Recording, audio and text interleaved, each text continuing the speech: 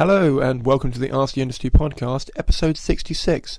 My name's Simon Caine, and for those of you new to the show, this is the podcast where I interview the most influential people from the worlds of stand-up, comedy, radio, and today, podcasting.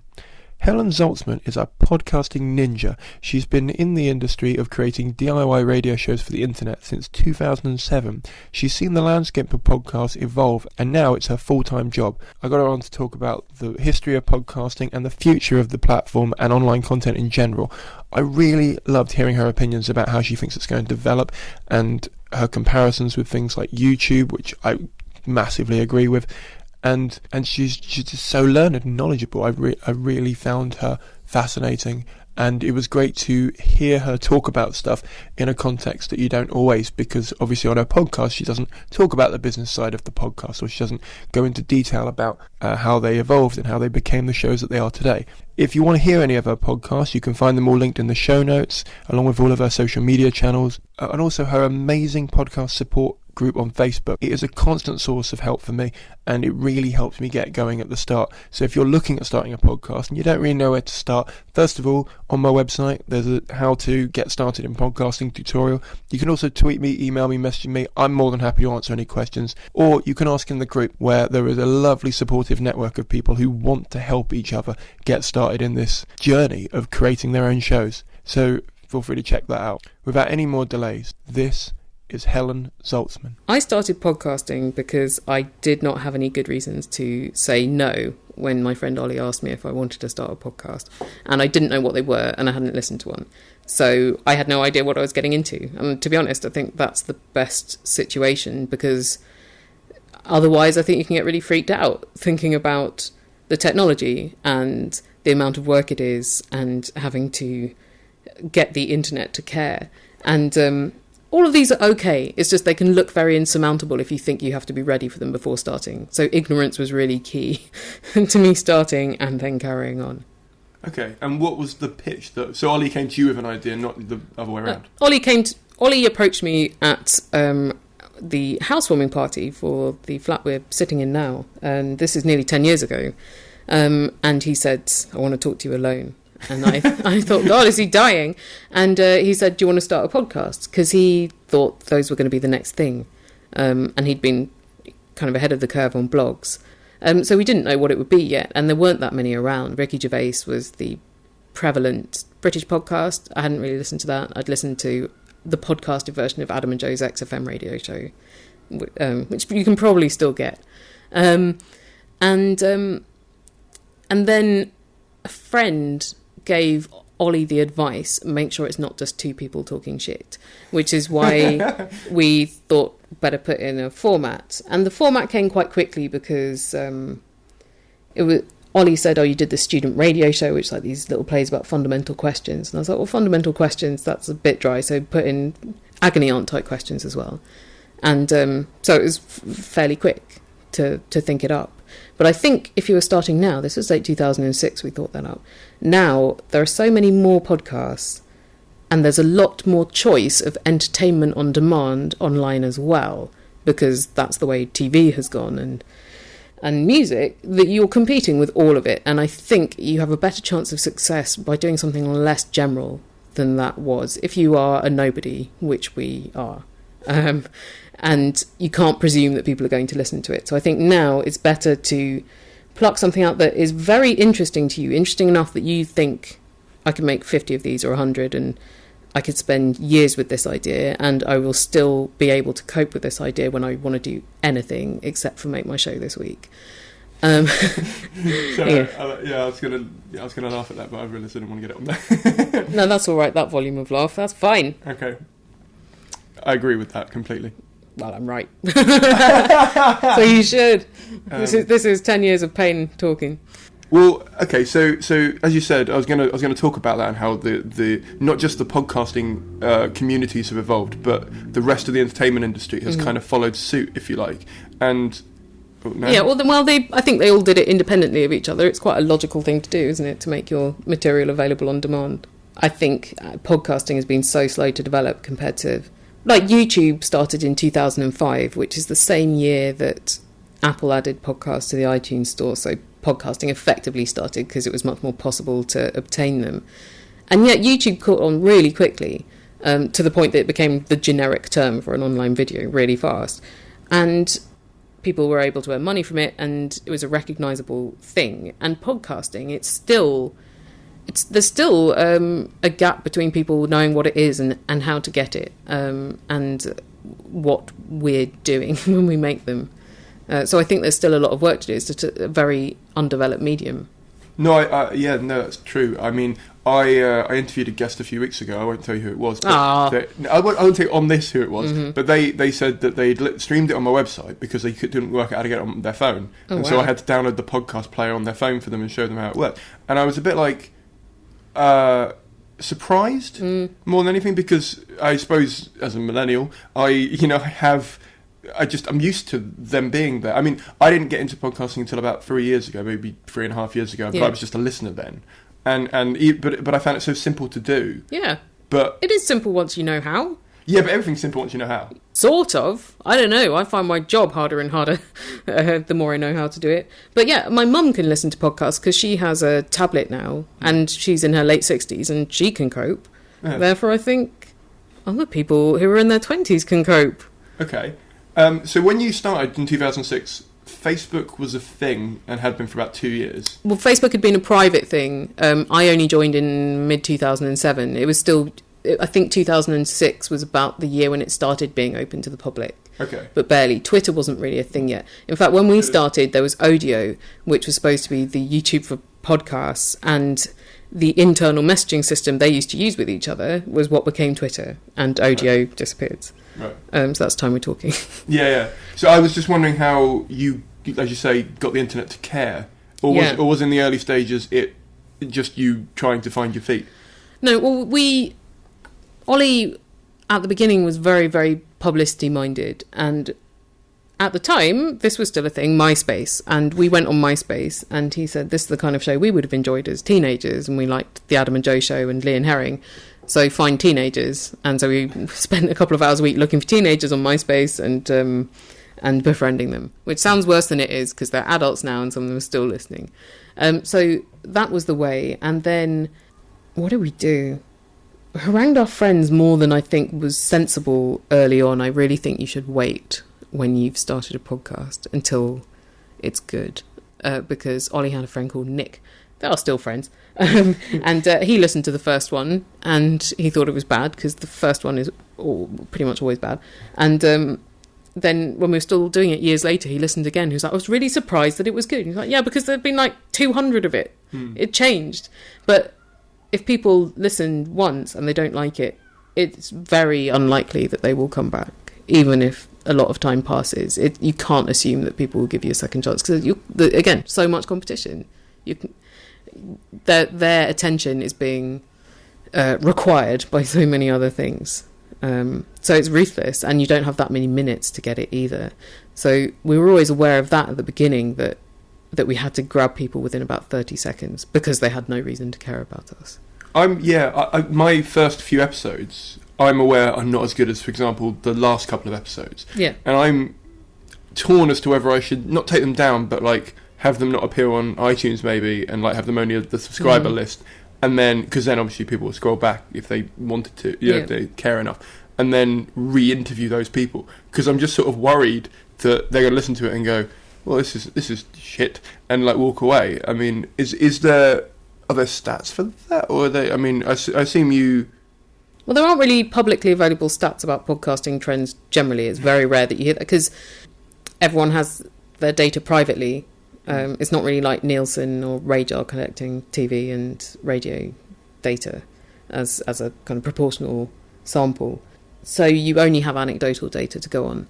I think the way that most podcast directories order it means that it's more likely people will start at the most recent and work back. But there are some people who want to do it methodically, but then they know what they're getting into. That's a pattern that they've clearly done before. I don't love it that people access my early episodes, but I think removing them adds a mystique that you might not want there either. Yeah, that's the other issue, isn't it? Because it's sort of like, well, where does episode 2 go? What was the, did you have a legally compromisable problem or whatever? Okay, so what were you doing at the time did you have a job separate to podcasting, or were you? Because you just said you left university by that point. Oh yeah, I was 26 by that point. Okay. Podcasting was not a financially viable activity for years and years and years after I started doing it. And in fact, it's only been my full-time job since I started the Allusionist at the beginning of 2015. So I'd been podcasting for 8 years at that point, and it brought in some money since about 2010, but it grew to be enough to cover the amount of time I spent on it, but not enough to live off. So I'd been freelance virtually since graduating, and I had lots of different jobs. So, God, what was I doing in 2006?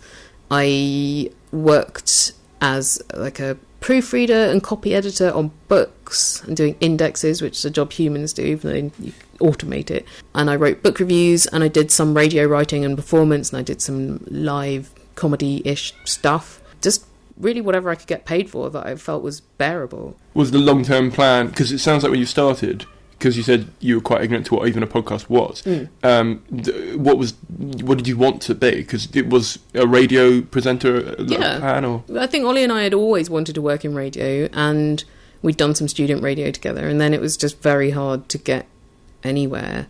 And I'd written a bit on the Now show on Radio 4, and I performed on this late night comedy show on Radio 1, but it didn't, and that was pretty exciting, but they didn't lead to anything, and they didn't lead to a continuing. It was a one-off job. And so we thought, well, this would be like a demo.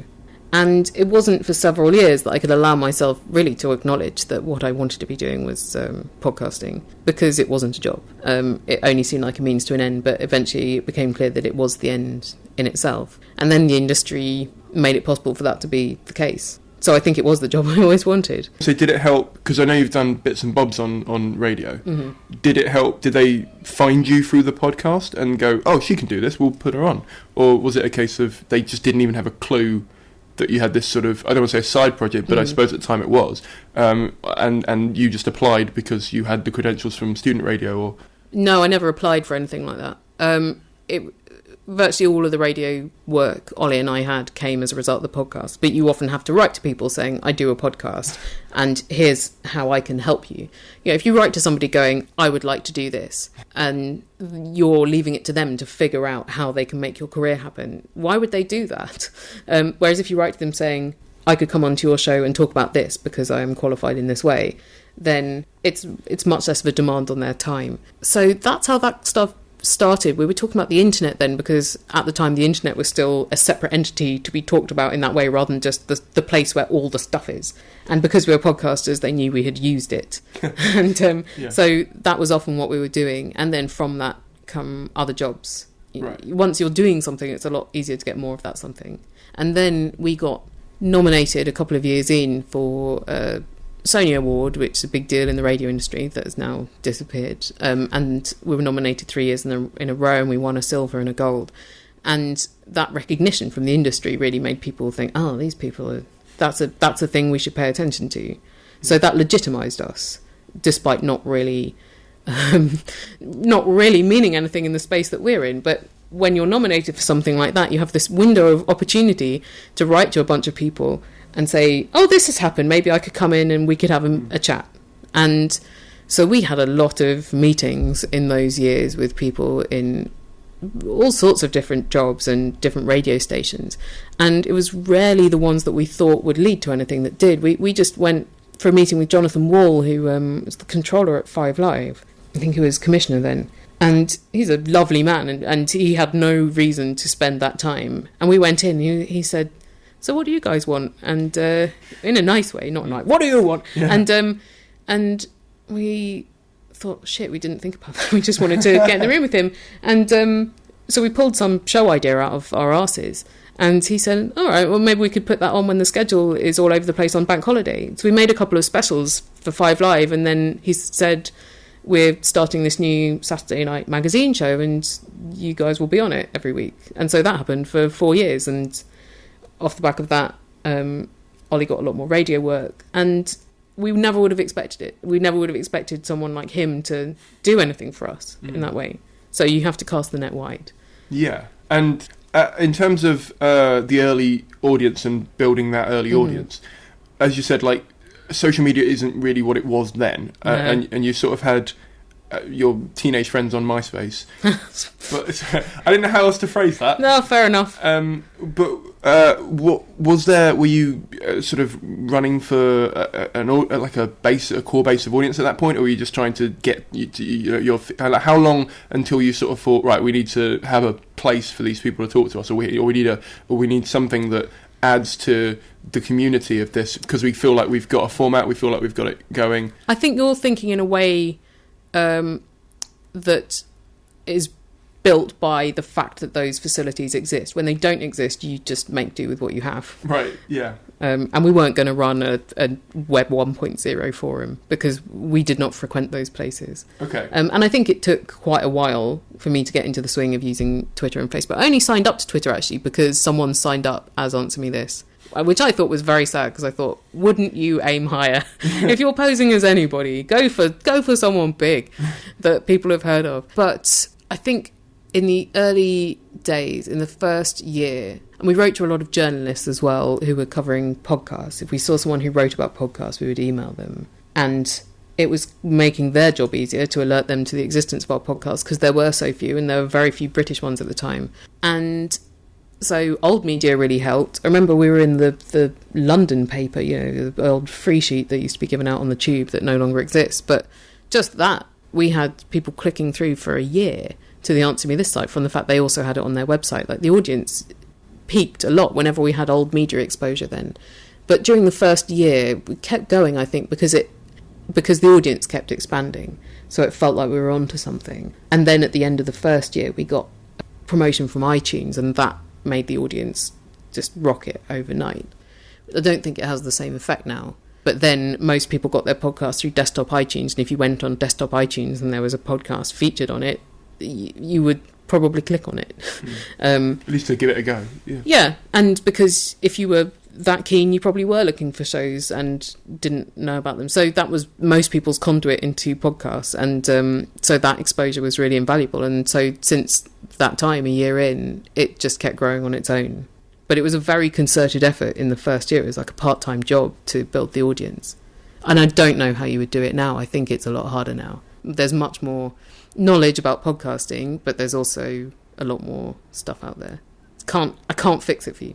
No, I'm asking that. I know that's fascinating for me, because when I launched this one, I got featured in New and Noteworthy, and I didn't even think to look on iTunes, because I don't go to that for my podcast. Right. And a friend of mine sent me a screenshot going, "Have you seen this?" And I was like, "No." And he goes, "Well, your download's gone up because you're on the front page." And I was like, "No." If anything, in the last 3 days they've gone down by about 100 for some reason.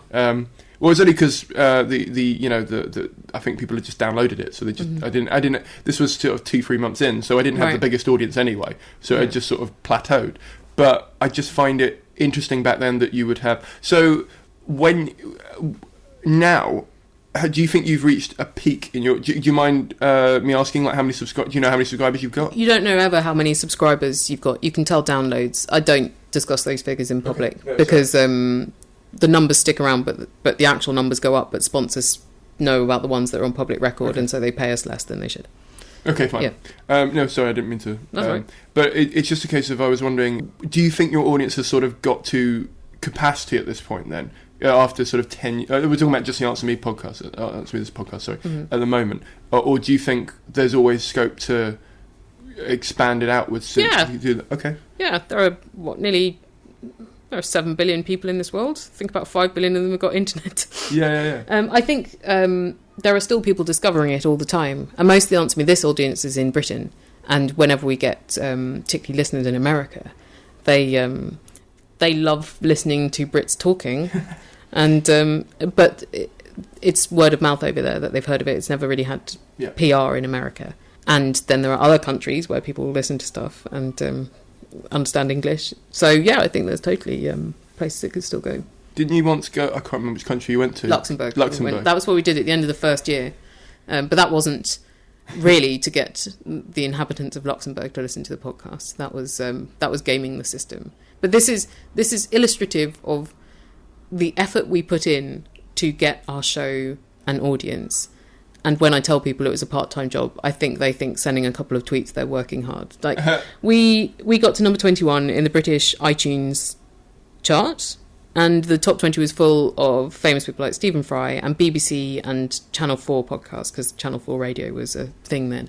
And we thought there's no way we can compete with those things because we're just two people no one's heard of with no resources. So we thought, well, let's go to the place in the world that is like the smallest country that has its own iTunes store, because at the time there were only about 20 countries that had them.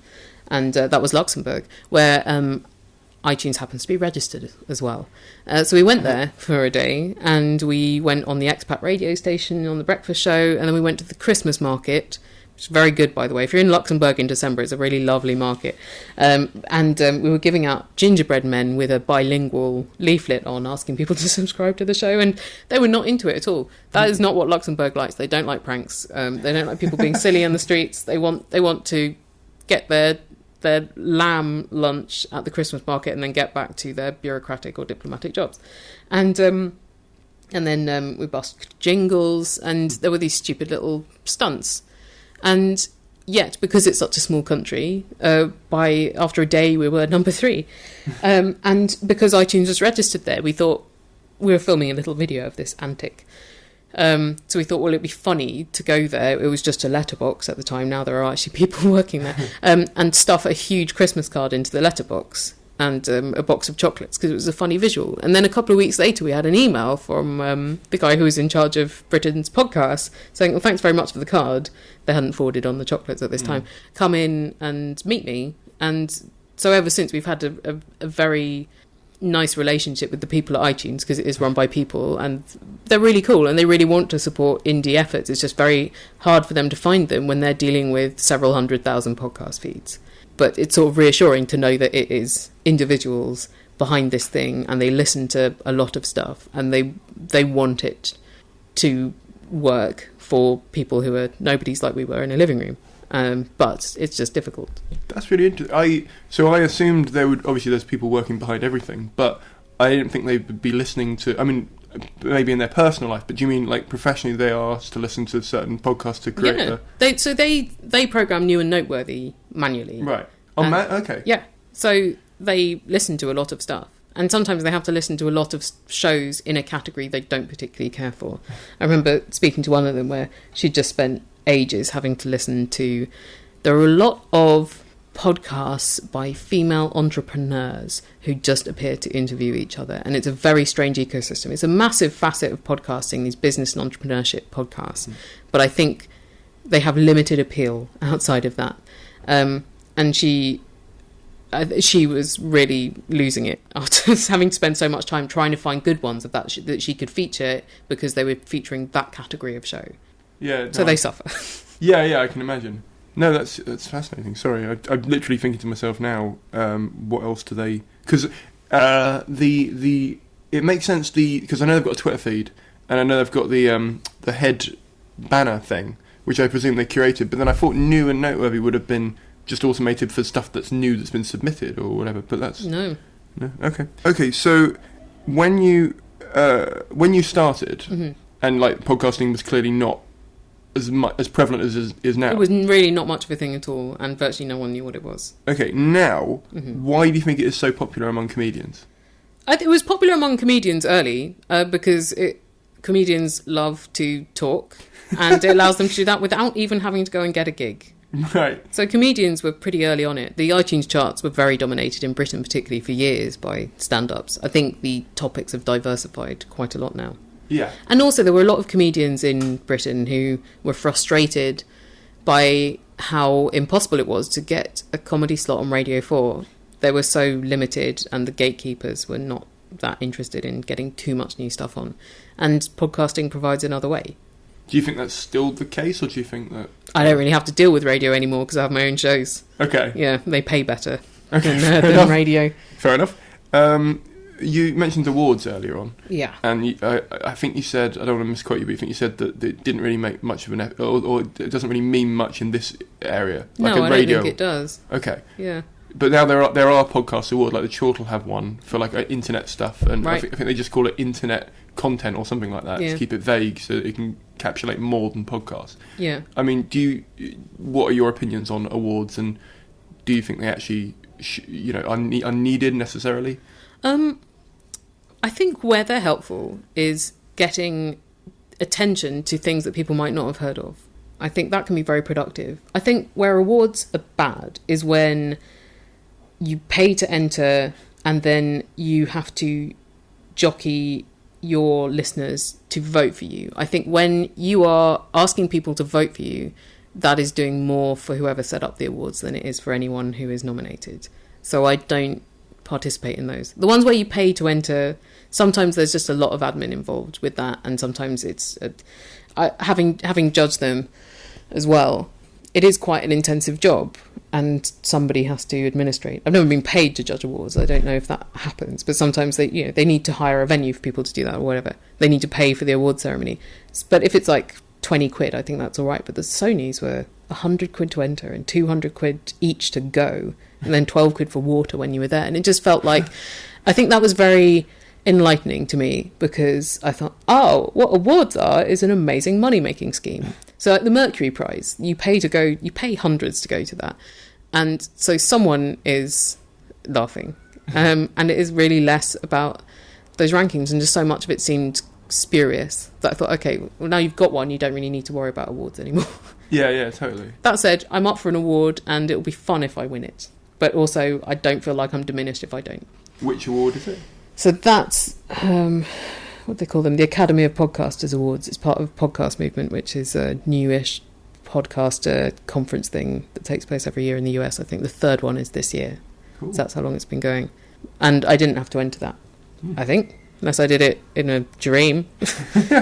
Well, good luck. Thanks, but it's fine if I don't, because I'm sort of like, well, it just doesn't really bother me. Fair enough. It's a nice state to be in, I think. But I think it certainly helps to have had that validation, to feel like that validation isn't worth too much. Imposter syndrome can sneak in, I imagine, at some point if you've been doing it a certain amount of time. And say, I mean, for example, my audience sometimes plateaus for a month or something, and I often wonder, or the downloads are about the same 1 month to another month, and I sort of go, have everyone lost interest? Have I sort of ruined, you know what I mean? Or have I been, or are these all bots now? Am I just, It might be bots, but bots need entertainment, right? They do, and apparently they really love listening to me. Great, it's a good audience to have, it's growing. I'm trying to get them to come down to a gig. They're less keen on that. Oh, rude. I'll do a Skype show for them. Yeah, good. Don't have to leave my room. Great. It's amazing. Okay, so what factors were in place that made you start to try and monetize a podcast? Like, was it a case of other podcasters started asking for donations, or did you just think, I want this to be my job, so I'm going to make a move? No, it was way earlier than that, actually. In early 2008, when we'd been podcasting for just over a year, because it started January 2nd, 2007, the burst of publicity we had from iTunes resulted in us busting the bandwidth of our host. And the host doesn't tell you how much bandwidth you'd used. They just took money off Olly's credit card. So they took $2,000 off Olly's credit card. And we were like, well, that's pretty mean, because you don't... And our audience was tiny then compared to what it is now, and the number of episodes on the feed was not that big. So if we were paying that amount then, now it would just be completely untenable. We managed to argue them down to, I think, $80 in the end, because it was immoral. And especially as they don't tell you how much, but we thought we've got to move hosts and we have to have some income coming in to cover this. So we moved to a host that doesn't charge for bandwidth, which I would recommend to everybody. Don't go with a host that charges for bandwidth, because they will come and fuck you up. Who are you with, sorry? So we were with Libsyn. We moved Answer Me This to Libsyn, and we were with GoDaddy. And Libsyn have been very good. And so we started selling off our first few episodes. And part of that does feed into what you were saying earlier. You didn't want people to hear them, put them behind a paywall, and they don't hear them as much. But annoyingly, it does mean most people buy the first few, because that's what they're most curious about. So we thought, do we crank the price up? If we charge £200 for episode 1, but then I think that's the mystique thing. It looks like it's really valuable just because it has a high price. Price and value are not the same. So that started then, and that has been a steady income for us ever since, increasingly, because we have more and more episodes that are paid for. We always had a lot for free. We always wanted to provide free content, because that's nice, and also it gets people into the show. It's only people who are really into the show that are going to buy more when they already have 100 plus free ones to listen to. and then all of the other people's shows. And at the time, there were shows that were paywalled, and it would just make their audience stop growing, and we didn't feel like we could afford to do that, and we didn't think we had the entitlement to ask people for money. And I think people are a lot more used to hearing about it now. In America, they're used to it because their radio stations have always asked for money. But because that doesn't happen here, we felt like we could neither do it nor would be justifiable to do it. And then we first started carrying ads in 2010 because we were approached by Audible. So it really came from them. And all of our advertisers have approached us so far on Answer Me This. And that made a significant difference to the income. Okay, and when they approach, because I mean I've been approached about sponsors before, and I felt a little bit, I don't know, just worried about doing that. I don't know. Why?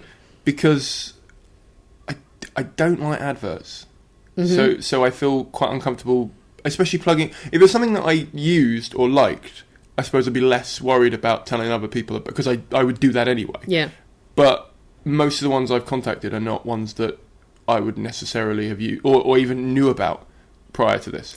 Yeah, there are a lot of products that I wouldn't have known about were it not for podcasts. I think your options are to be unpaid, to take money from your audience, which can have its problems, and also depends on your audience. Sometimes your audience doesn't really have the spare cash, and you really have to count on them being very devoted to you. Or you can do ads, and I would rather make my show and carry ads. But I've always been very stubborn about how I will do the ads, so that I feel like they're an okay experience for the listener. So even if they don't care, they're not switching off. And that also means that they're more likely to act on the ad if there's some code they need to use or something, because their attention hasn't wandered elsewhere because of the stupid way in which I'm talking about the product or doing a jingle about it or something. So that's why Answer Me This, we do jingles about them, and they're very irreverent because Audible got it. Audible, the first time we did Audible, we were quite respectful. And then much later in the show, we just happened to be talking about, I think, something like listening to an audiobook of Mein Kampf on the toilet. And the Audible guy was like, yeah, more of that. And we thought, okay, cool. Well, and then we just tested the boundaries, and they never complained about anything because they knew that it made them look better, because it made the product seem cool and it made the audience trust it. And we said, you can cancel your membership at any time. And to them, intuitively, they don't want people to know that. But for our listeners, it's much easier to opt in when you know that you can opt out. Yeah. And then once you've opted in, you're less likely to opt out, I think. Yeah. And Squarespace have been the same. We do these increasingly stupid jingles about Squarespace because everyone who listens to podcasts has heard about Squarespace so many times. And we didn't want to just do the same script that everyone else was doing. But there's only so much you can say about Squarespace when you've been sponsored by them for years and written 20 jingles about them. So the jingles got stupider and stupider. And we were expecting Squarespace at some point to go, listen, guys, no. And instead, they would just say things like, do you enjoy sharing these around the office? So maybe we're just Squarespace's pet stupid project. So I think you don't have to make compromises that you're uncomfortable with. I've never had to advertise a brand that I have been uncomfortable with. I have turned down a couple because I thought that's not a product the listener is interested in. There was one of the massive investment banks, and I thought, I don't know what they expect to get out of it. But also the listener, they'll be like, why is this happening? Yeah. There's nothing in it for either side. So Yeah. I didn't. I suppose I presume that you haven't Googled me. My day job is in social media marketing, so I do a lot of stuff with Facebook ads or YouTube advertising or that kind of stuff. And I'm aware that I suppose with sponsorship it's different, but with generic advertising, the pay is so low on the CPM that means that I don't. And I think people. I mean, I've just written a book about this, and in it I was talking about I'll send you a copy. Cool. It's called How to Make a Living by Working for Free, so you might really enjoy it. Done it, mate. Yeah. Well, no, this is the thing. Yeah. It's one of these things where I had 3 people send me messages saying, well, have you done it yet? And I'm like, no, but I've worked for 6 years in social media. I've worked for 5 years in comedy and for 2 years in podcasting. I know the route that you need to go down and that there is kind of a route for it now. And and the book doesn't tell you how to do it. It just tells Yeah. you what happens. You would be an idiot to get into any of those things for the money. Oh yeah, no. But if it results, then you feel pleased. Yeah. Like if you expect it, then it's going to be a disappointment. And you also reduce your chances of it happening. Exactly. Yeah. But then when it does happen, as it has for me, you're like, phew, Yeah, brilliant. Exactly. Yeah. But I mean, so because I know the low numbers of the CPMs, and because my audience is not.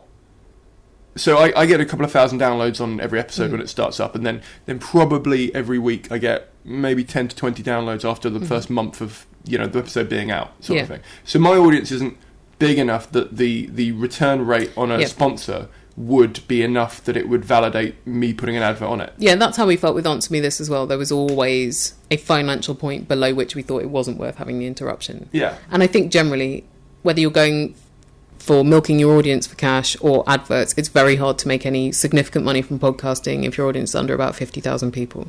As in per episode? Yeah. Okay, I thought you meant as subscribers. Okay. Well, that's sort of the same.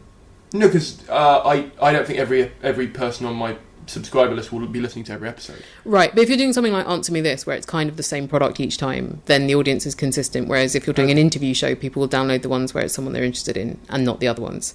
So you probably see more variation than I do with Answer Me This or The Allusionist. Makes sense. But you get a much higher CPM if you do ads in a personalised way, as I choose to do. Well, that's probably the way I would do it if I did that, and if I ever got to a stage where my audience was 50,000, or it was getting 50,000 per episode, I would probably approach some brands that I like and say, can I do an advert? However, I don't know if I would then, because I have a Patreon. I don't know what you think of that as a platform. It's good. I've not used it. I do Patreonize some people, but I've not tried to earn money myself that way. But I like the idea that those things are possible now. Is there any reason why you haven't used it? Well, for Answer Me This, we've just never done crowdfunding, and the Allusionist Radiotopia has a different crowdfunding model. They built their own, basically. Okay, fair enough. So for Answer Me This, would you say that the majority of the support for that is sponsorship then? Yeah. And then and people buying the old episodes and bonus content. And you've got merch, I believe. Merch is not for money. Like, there's no markup on the merch. Oh, is there really? Okay, fair enough. That's really interesting. The base price is expensive, so it's really just for people who want merch, but it's not a moneymaker. Interesting. I've just interviewed Ray Peacock from the Parapod, and he was saying that we were talking about how he's had to budget it out so that the people that donate a certain amount get stuff and vice versa, so that they can cover costs and get the products out to people. The stance we always took with Answer Me This is that we were selling digital audio products because we knew that that's what people already wanted, because they already liked the podcast, and also that is endlessly replicable. Once you put in the initial effort, you don't have to package things up and take them down to the post office, and you don't have to store t-shirts anywhere or all that stuff. There's no cost per unit once you've made it. So I would certainly recommend that as an approach that makes your life easier and gives people the thing that they want. And also there's a long tail on it. Stuff that we made nearly 10 years ago is earning us money. Whereas if people buy a t-shirt, they're like, okay, well, I've supported that show. You might get £2 from them buying that t-shirt, and that's it. Whereas they might buy episodes 1 to 10 and be like, okay, well, now I want 1 to 40. And they keep buying them, and other people keep buying them. So that has worked out a lot better for us, I think, than selling physical merch. Yeah. No, I can imagine that. It's an effort per thing sold in a way that the other things aren't. Yeah, I mean, my book at the moment is being formatted by Amazon, and I'm really excited to get a physical copy. However, I know that I can put a digital download store on my website as well as Amazon, which means that I'd get more for it because it'd be direct from me, but also I keep the information. So like when you sell something on Amazon, you don't get their email address, for example. Whereas if they do it direct with me, I can email them in 6 months' time and say, hey, I've got another book if I do, that kind of thing. Yeah. So there's all kinds of other advantages as well, because if someone buys a physical thing, you can't exactly send them a postcard in the mail going, I've got a new book. Like, it seems a bit... Yeah, well, you could, but they'd probably not even open it. And also, if people are listening all over the world, then that is another cost and another load of pain. Oh, yeah, definitely. It's just like... It's such a time-consuming thing anyway to do podcasting. Just think of ways that you can make your life easier. Oh, yeah, totally. Yeah. How would you... Because I read a thing online. I try and research the guests as much as possible beforehand, so I don't double up on questions that you've already been asked. Oh. But Okay, right. No, I've probably said all these things elsewhere, so apologies for not having anything original to say. No, it's fine. Yeah. I'm going to presume no one's heard those things, because I spend ages on the internet looking people up. But one of the things I read was you said, I think you spend how many hours a week editing? It was like 12, 15? It's hard to gauge. Answer Me This, each episode takes 3 days, but that's three long days. The Illusionist takes far longer. Like, I had like very few days off last year when I was producing. I put out 54 podcasts in 2015, and they're all produced by me. And that might not sound much, but like when something takes maybe 8 days to produce, and then the other thing takes 3 days, and then you've rolled over into the next fortnight. It just doesn't leave you much time to do other things, and it's very taxing. And the hours are long and antisocial. It's a strange antisocial job when you're editing audio, which is the time-consuming thing, and you're just looking at a waveform of your own voice. Yeah, I know exactly what looks like in a wave format for myself. Nice. No, it's not. It makes you hate the sound of your own breathing as well. Editing. Yeah. Oh, great job though. Everyone should give it a go. When I was chatting to Ray, Barry Dodds was there as well, and he kept going off on I don't know if you've heard the Parapod, but he went off on a load of tangents. And at the end, when Barry had to leave, I said to Ray, "I'm really not looking forward to editing that." And he goes, "That's why I was really happy you came, because I like other people having to edit him, not me." It was really fun. Yeah, it's one of those things. But I think that's interesting. I mean, I have stopped keeping track of how long it takes me to edit these. Yeah, I don't keep track. It's not like I'm notching off the hours. I'm too busy. Yeah, no, I mean, I bought my laptop to edit on the track. I mean, it's one of those things. But I think it's interesting because most people, when they talk to, like, when they ask me how to get started, and I made a little blog on my website, like an indie guide on how to start making, like how to set up a podcast. But most people then message me a week later going, "How do you make this editing thing quicker?" And I don't know if you've got any tips or hints or things you learnt along the way that... No, it's got slower because I'm... I had to look like that one. Well, like, Answer Me This, it's a very methodical job. I do kind of know how long that will take, and I know that it will take roughly 4 times as long as the piece of stuff I've got to edit. The thing is, I'm editing for content. Some people are just editing to take ums and ahs out. I'm editing to take everything out that doesn't need to be there. And it might not sound like that. It might not sound like a minimalist show, but that is the intention. And I think a lot of people aren't. And one thing that really, really bothers me, that I think is kind of a schism in podcasting in particular, is people equating editing with dishonesty. I equate it with not wasting the listener's time, because they have been generous enough to give you that time. Don't give them unedited shit, because there's no other form that isn't prepared before or edited after, and usually both. Like, if you're writing something, if you're painting something, you're making all these decisions about what isn't going to be in it. And yet in podcasting, people are like, yeah, you just talk for 2 hours and you put that out, and that is the key. And you're like, no, that's idiotic. No, it drives and me presumptuous. Yeah, it's arrogant. Yeah, I got a message from someone, I won't say who, but it was a comedian about 2 weeks ago, and they'd started listening to my podcast, and he sent me an email saying, I really loved the show, but they'd picked out one episode and gone, I felt like you were just trying to get this one up to a time, because like it was quite, like it had a lot of filler in it. I was like, first of all, up to what time? Yeah. Every episode. Internet time. Yeah, every episode's a different length on mine, because I don't. Yeah, same. You know, and also, like, why would I do that? Like, why would I go, I'll just leave in that 20 minutes of coughing? Because that's definitely what everyone wants to hear. Like, I know, because people were complaining about the length of my intros at one point, because I was taking about 2 to 3 minutes on an intro. How dare you? But like I said, though, you have so little time to capture people's attention. It's like 19 seconds or so and it feels like 5 minutes. Well, this is why now what I do, and it's a little bit of a trick, is I take a snippet of something you've said, put it at the start, so when they hit play it's immediately you talking, and then I cut it and then do an intro, so they sort of know what they're getting, and then they get the whole episode, if that makes sense. I've heard that trick. Yep. Oh, you from mine or from others? Sorry, others. Okay. Yeah, I've done it. I've done it myself. Yeah, it's. I think it's helped. Yeah. Because I think it would help with me if I was listening to it as well. Yeah. And it also gets me. Also, when I listen to it back before I'm about to hit, upload, I quite like that when I hit play, it's not my voice going. It's like the other person's, and it's something exciting. Nick Vanderkolk, who makes Love and Radio, he really likes it when podcasts drop people into the middle, because in radio there's a lot of hand holding, and they do have to hit the 28 or 58 minute mark. So often they do have to leave in fillers so that it is long enough. In podcasting, you don't need to do that. And also, the one thing you know about podcasts, people have been listening from the beginning. It's not like in radio where someone might walk in halfway through, so they recap all the time. And therefore, I think you can take some greater leaps of faith that the listener is paying attention and will follow you if you are quite demanding of them. And he loves it when they disorient the listener. Yeah. And my work isn't really predicated to that because it's entertainment and it's not that outre. But as a listener, I do like it. I don't like being condescended to. There's a podcast feed called Seriously, which is of Radio 4 documentaries, and what they do is explain exactly what you're going to hear before then they play the documentary. And I'm like, why did you do that? Now I don't need to listen to it. Yeah. It's annoying, but I don't know what they're thinking by doing that. Maybe they'll listen to this and think, maybe she's right. She's right. Yeah. She's right. Go with it, Radio 4. Just try it. Just try my way for a couple. When I was chatting to Ben Walker, he said that when he's putting together an episode, he tries to make them... He's thought about how long the average person's commute is, and has tried to make it an hour so that they can sort of listen to one episode from start to finish. That's a very London-centric commute time. Yeah. I thought about that after we said that. Because Answer Me This started 25 minutes because we thought that fits into a lot of people's journeys, even though we live in London, so it did take an hour to get anywhere. But that means in that hour you can listen to two of them or someone else's show. I think asking people to listen to an hour of something, particularly when you're starting out, is unrealistic. Right.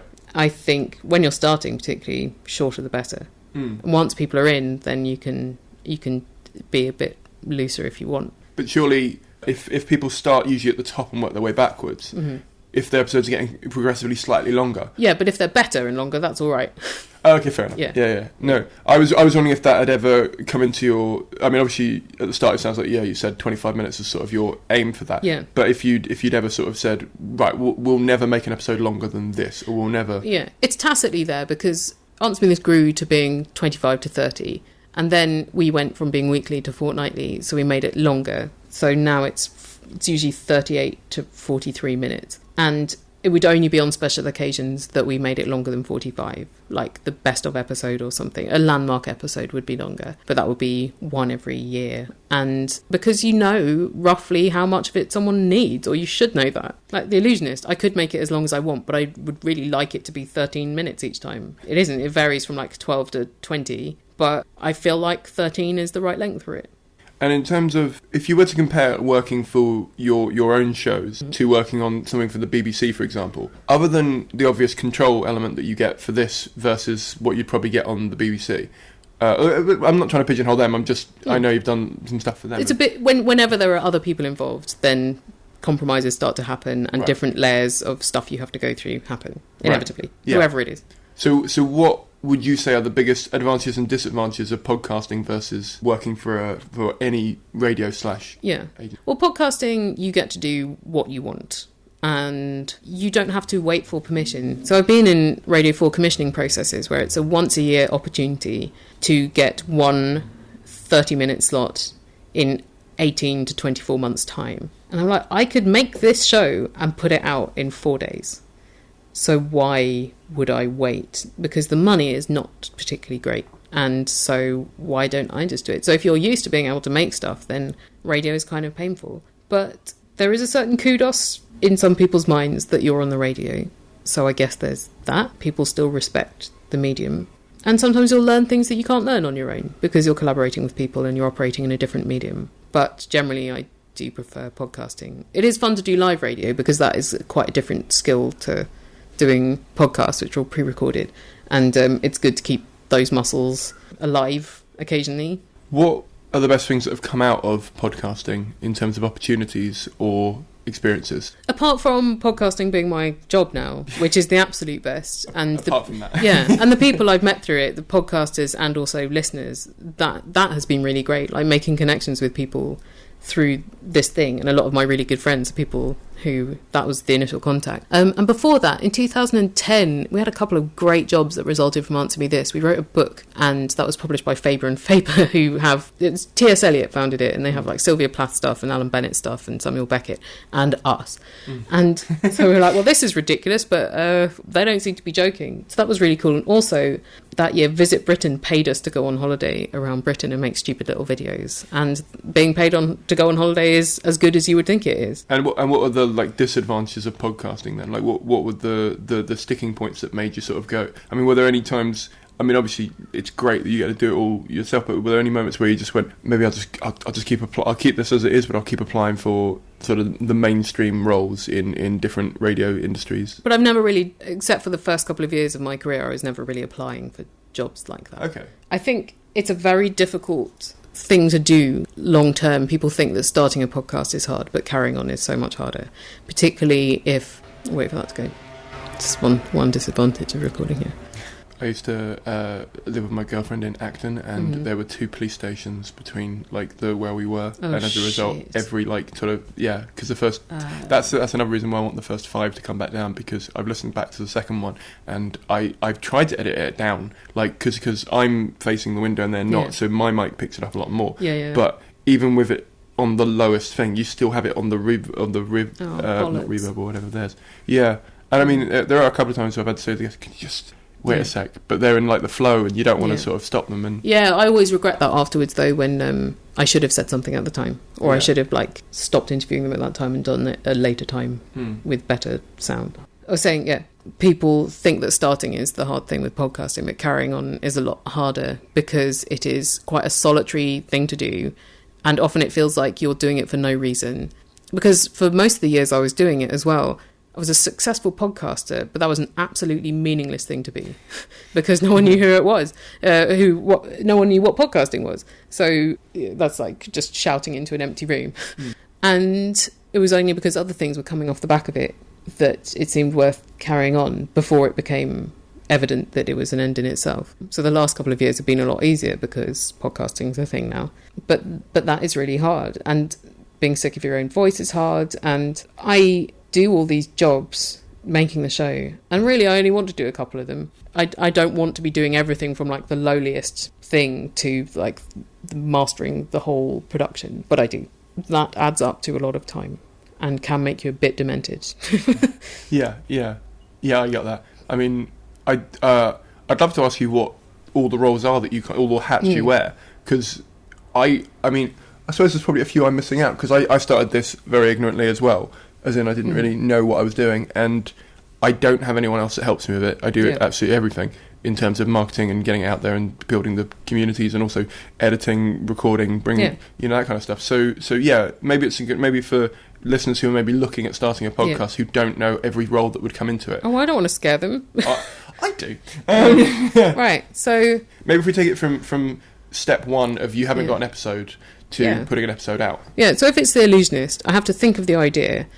And then I have to think what would be an interesting way to pursue this idea, and then who could I talk to get the material for that idea, and then once I've talked to them I transcribe that, and that is where the direction of the show starts to become apparent. And then I think, do I need someone else to be on this? How could I sound design this, which is not a natural talent I have?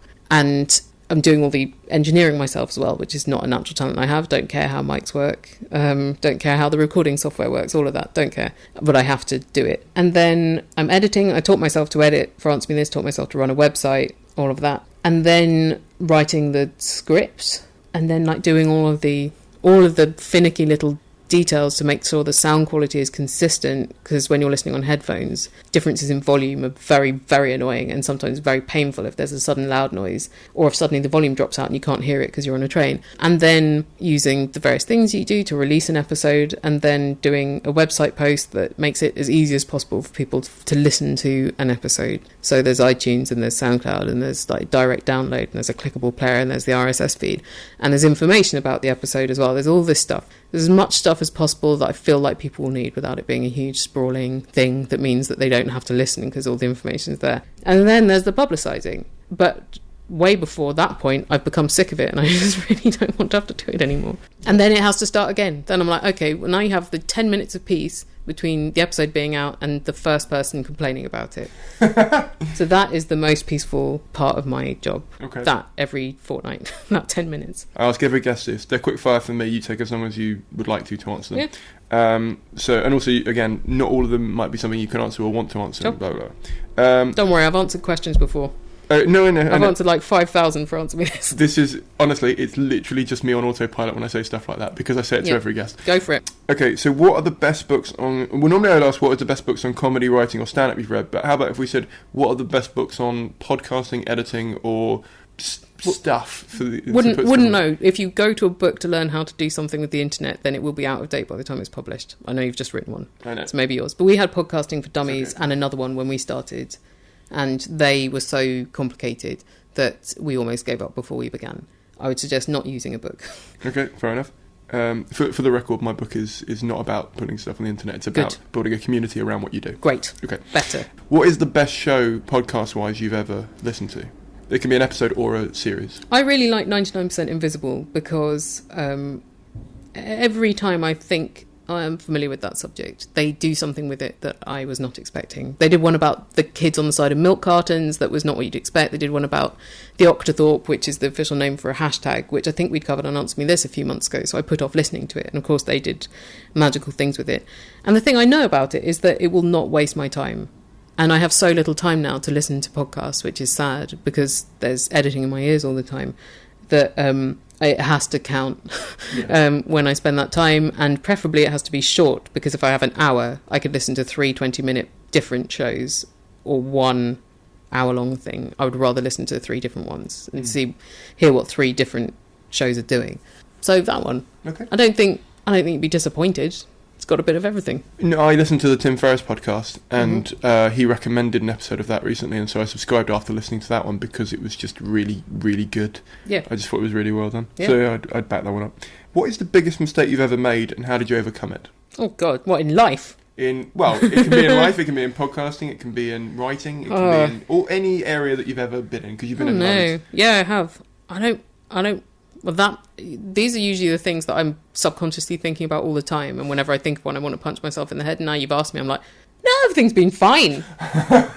When I was at university, I fell asleep in a one-on-one tutorial in like the world expert of that subject, but it was very hot, and I'd been up all night writing the essay for it, so that was very embarrassing. There were things like the fact that there are so many hours of Answer Me This on record means that if I go back even a year, I think you probably wouldn't make that joke now. You wouldn't use that word now. You wouldn't edit it like this now, but I just have to not dwell on that because I can't sanitize the past, but I do have certain regrets, and I hate the fact there's an exclamation mark in the title. I've never been on board with that. I was going to ask how you got over that, but I don't think you can't get over the exclamation mark. Everything else I get over by just not thinking about it. Is that Ollie? Yeah. Okay. What is the most... I think I probably asked you this in a weird way, actually, or you've answered it in a weird way, but I'm going to ask it again to see if you get a different answer. What is the most interesting thing you do that nobody ever gets to see in relation to your work? I always think that everything I do is really humdrum. You'd be surprised. Yeah, I know. But I think everything I can do is absolutely ordinary. And the reason why other people don't do it is because it's not worth doing. That's my underlying... That stops me from getting too arrogant. Because I think generally I'm overpraised for my work. The insight we get into people's minds reading through our emails to Answer Me This is really great. Because people tell us some very personal stuff, very private stuff. And not all of it is suitable for the podcast, either because it's a comedy show, and if someone's talking about something very difficult, or like we've got a lot of teenagers listening, a lot of them are struggling with anxiety or depression or self-harm, those are not issues for a comedy show to rip apart, obviously. But the fact they feel like they can tell us is extraordinary, and the fact that we've built this one-sided relationship with them is amazing. And sometimes just someone will send a really funny email that doesn't have a question in it, but it's very enjoyable to read, and they probably never even know how enjoyable we found it because we don't have time to answer. So that's cool. And with the Allusionist, it's just the fact that I learn stuff. I go into every episode ignorant, because if I know how things are going to unfurl, I'm just not interested in pursuing it. Who do you think is the most underrated person in the podcast industry? Oh man, if I say someone, then everyone's going to think, well, she's suggesting that they're not popular. One person I really appreciate in Britain, and even more since the podcast Gold Rush has started, is a man called Dave Pickering, who's been podcasting for a very long time. I know him, yeah. Yeah, and I know him through podcasting, and I first met him when I was on his podcast, Getting Better Acquainted. And he approaches it in a different way to most people, in a way that I think is of great value, because an industry is forming and so much of it is like just money, money, money. or benefit to me. Whereas him, it just feels like a very pure form of communication, which I feel like I want to nurture that and protect it. It's very uncynical and very sincere, and he really puts himself out there. Like, my work is not generally about me, and it doesn't have my emotions in it. Like, a lot of people's shows are it's sort of like a reality show where they're generating the material. I'm not naturally given to do that because I think I'm boring and I don't do anything. I just stay at home editing. It's boring. But people who can make their emotions into something that's compelling to other people who don't know them, I think that's a real talent, and I think that's much more of a genre in the States. But here, I listened to a Christmas episode of Getting Better Acquainted that Dave did in 2012, and I still think about it 3.5 years later as just something that I could never do and really struck me very deeply.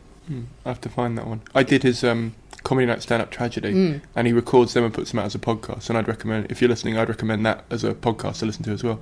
He's very, I really like him. He's a lovely guy as well. He's lovely. He's a good guy. Yeah. Support Dave Pickering. Yes. It's one of the good people. Please do. Yeah. What do you think is the biggest problem in the podcasting industry, and how would you go about solving it? Ooh, I think not editing is one big problem. All the bad podcasts, because when people listen to a podcast for the first time, they will often judge the whole of podcasting on that. So if they get something as a sprawling mess, they're like, that's podcasting, which is damaging.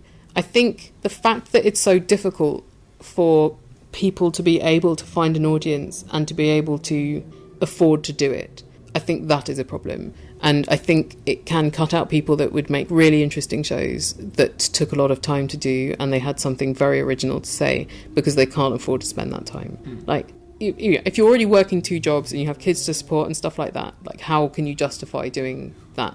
So that's an issue. It's still, I think it's still a very white medium. It's still very male dominated. So it's just like diversifying would be great. Other problems. I think it could still be easier to make podcasts and upload them, and for people to download them. I think there are still a lot of annoying steps involved in doing that are a barrier to people doing either of those things.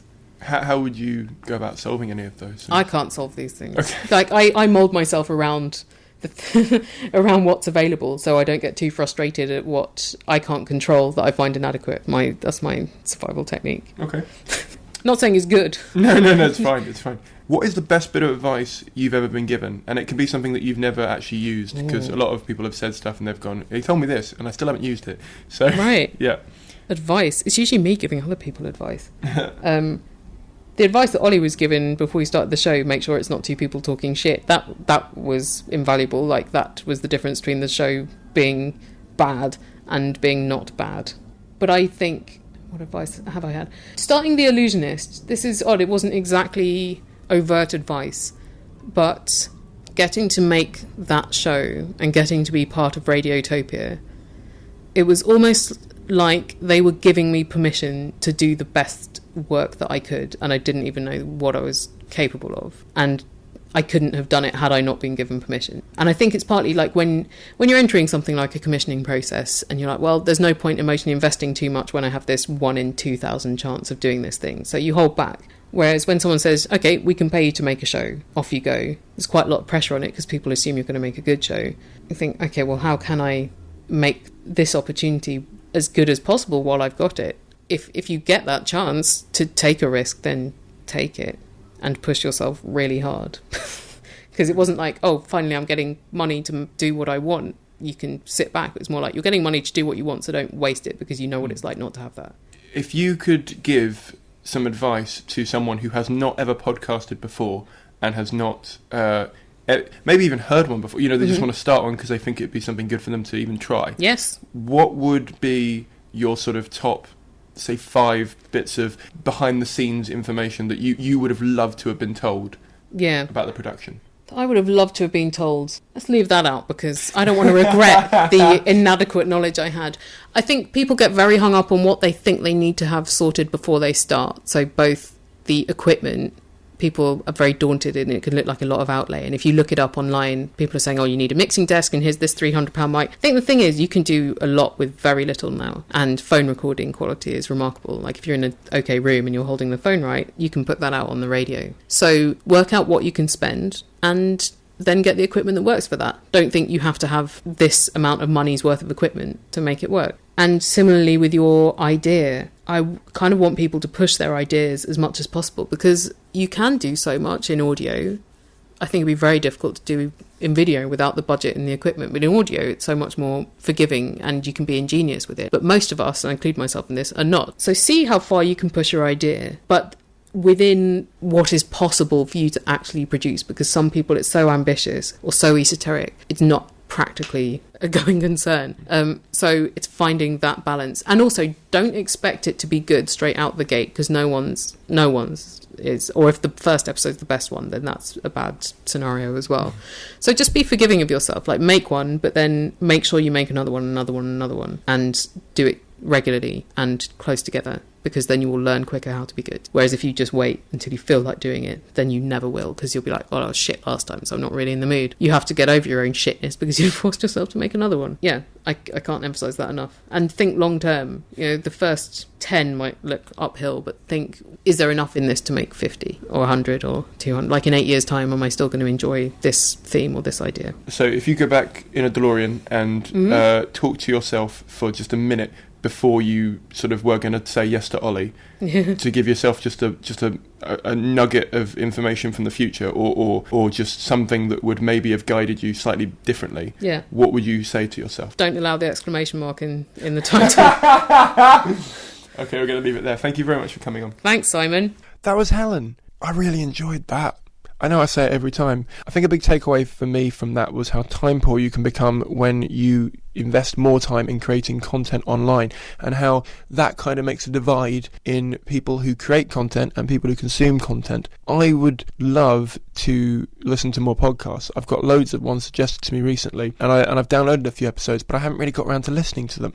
And I totally understand her point about not wanting to invest in ones that you don't trust the person in. And I'm hoping to make these edits tighter, which respects your time more. But if they're over an hour, they're over an hour. If they're under an hour, they're under an hour. So I want to make sure that the only things I leave in are the stuff that I think you'll get value from, because I don't want to waste any of your time. If you like this chat and you want to learn more about building an audience for your podcast, please do think about buying my book. I've just sent off the final edits to Amazon, and I'll have the printed copy soon in my possession, which will be exciting because I'm moving house at the same time. So I don't even know what address to get them sent to, which will be interesting, I guess. But if you want to pre-order a copy of How to Make a Living by Working for Free, which is all about how to find your audience, develop it, grow a connection with them, and then ask them for support if they value what you do, you can get a digital copy for £5 or a paperback copy for £8 plus posts and packaging, or you can get a signed copy. You can get all of them on my website. All the links are in the show notes, or you can go to simoncaine.co.uk/shop. Alternatively, if you don't want to buy a copy of the book but you want to support the podcast, please do give it an honest review or share this with someone that you think will get some value out of it. All of these things maintain and support the thing that you value. So please do consider doing some of these things. Thank you very much for listening. Thank you very much for subscribing. Thank you very much for buying my book if you do. And I will see you all in about 10 days' time. Bye.